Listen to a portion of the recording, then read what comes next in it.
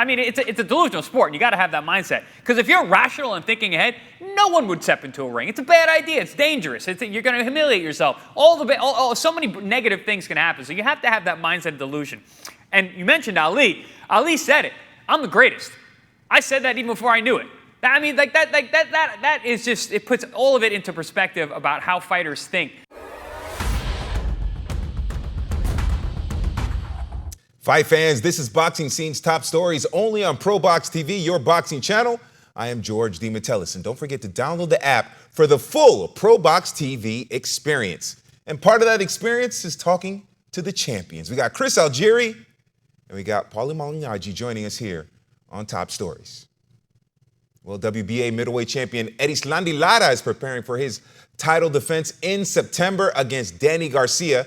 And while Lara is currently being trained by Ismael Salas, he still turns to famed trainer Bob Santos for advice. Now, Santos spoke to BoxingScene.com and about the veteran Cuban's mindset, and he said, quote, a lot of times in the case of someone like Muhammad Ali, that's what ends up hurting them, sometimes health-wise or in terms of their legacy. But without that mindset, we don't get Muhammad Ali who beats George Foreman. They have to have that almost delusional belief in themselves to accomplish some of the feats that they do. All right, Chris. We talked about delusion yesterday when we mentioned Edgar Berlanga's boasting about knocking out Canelo Alvarez in the 6th round.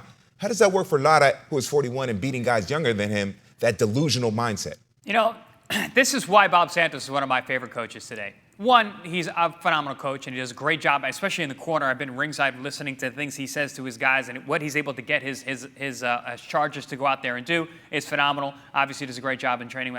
But it's this kind of mindset, this kind of understanding. I said it for years about the delusion it takes to be a fighter. I'm going to go and say I'm going to do this, I'm going to do that, I'm going to stand up, I'm going to get up in front of 1 million people shirtless and go fight another guy who's trying to knock my head off to try and be something great. I mean, it's a delusional sport, and you got to have that mindset. Because if you're rational and thinking ahead, no one would step into a ring. It's a bad idea. It's dangerous. You're going to humiliate yourself. So many negative things can happen. So you have to have that mindset of delusion. And you mentioned Ali. Ali said it. I'm the greatest. I said that even before I knew it. I mean, that is just, it puts all of it into perspective about how fighters think. And, that's the mindset you have to have. And a guy like Lara, whether he's delusional or not, the guy's performing. He's going out there and he's knocking guys out all of a sudden. He's moved up a few weight classes. Yeah, he's older, but he's still able to pull the trigger. He's still able to thread the needle, so to speak, and he's cracking these guys and knocking them out. Yeah, he hasn't had the best opposition as of late, especially here at 160, but the guy is still figuring out ways to win, and that makes him dangerous. That's why he's a world champion today. But the idea about having a delusional mindset when it comes to goal setting in the sport, training in the sport, and actually fighting on fight night, I think is an important aspect that a lot of fighters understand what that means. And I mean, people listening might sound like that's a negative thing. It's not. You have to have that mindset. It's going into war. You got to think that you're bulletproof. And that delusion of being bulletproof, unbeatable, is extremely important for a fighter's psyche. Yeah, I'm going to see Bob Santos' observation of delusion. I'm going to raise him to crazy. I think you got to be more than delusional here. You got to be actually crazy.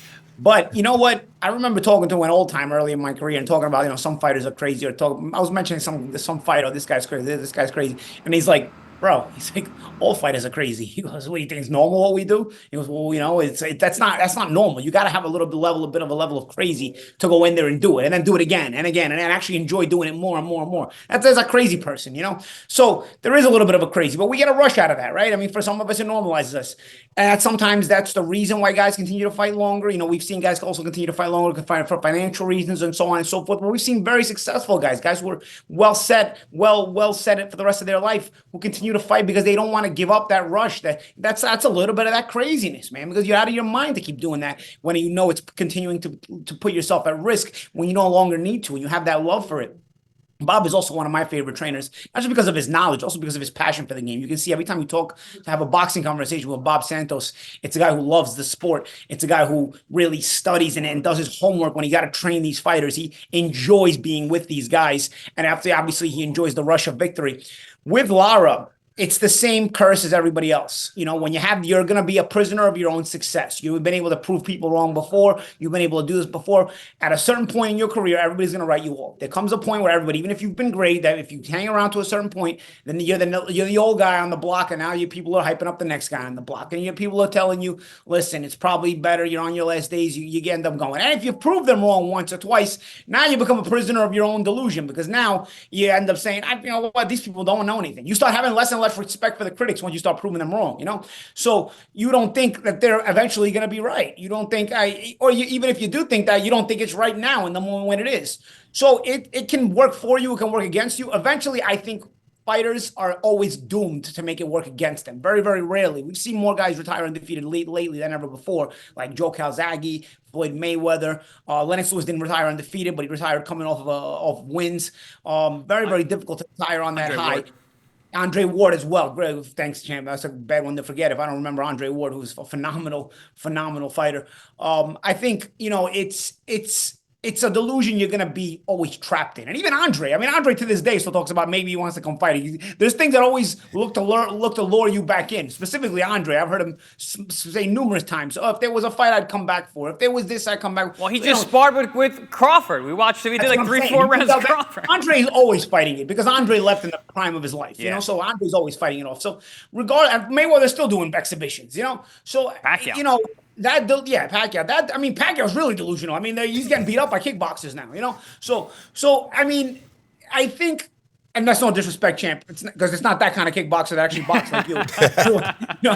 It was like just a kickboxer. I don't consider myself in that same vein. So. But you know what I'm saying? And I'm not knocking Lara. I love that he's able to continue to be successful. I don't even knock him for not believing in the critics anymore. Because, like I said, once you start proving them wrong, you think they're always going to be wrong. But they're always bound to be right. Eventually, Father Time takes his course. And we'll see. We'll see what it is with Lara. But it's an interesting conversation to have. And it always varies from fighter to fighter. As long as they don't get Nicky Santoro and Casino crazy, I think they're good. I think that's the upper limit right there. All right. It's going to be interesting. Lara versus Garcia on the undercard of Canelo Berlanga on September 14th. We'll see if Lara can continue to fight against Father Time. And, of course, we will have all the news from that undercard here on Top Stories. Don't forget to scan the QR code and download the app where apps are available. And you definitely don't want to miss this trailer of the aforementioned Canelo Berlanga fight coming up on pay-per-view September 14th. He's the pride of Guadalajara, the Mexican maestro, the unified super middleweight champion of the world, Canelo Alvarez. His challenger, undefeated knockout artist and pride of Puerto Rico, Edgar Berlanga. It's prime time. Canelo versus Berlanga, plus Lara versus Garcia, Saturday, September 14th, live on PBC pay-per-view on Prime Video. For more ProBox TV, scan the QR code on the screen or go to the App Store and Google Play. ProBox TV, your boxing channel.